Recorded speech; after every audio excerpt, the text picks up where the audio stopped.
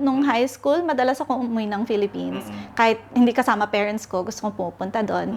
And I get to hang out with my cousins' friends in high school. And the fact that we had TFC growing up, we had all of that exposure to the culture, nakaka-relate ako sa kanila.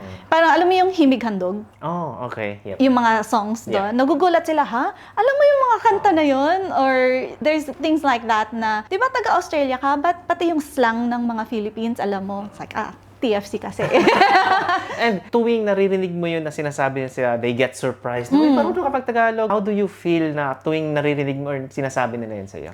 Parang nakaka-proud na parang like I'm not trying but I can relate to you, and on a certain level I feel that they become more comfortable with me kasi we can connect in that way.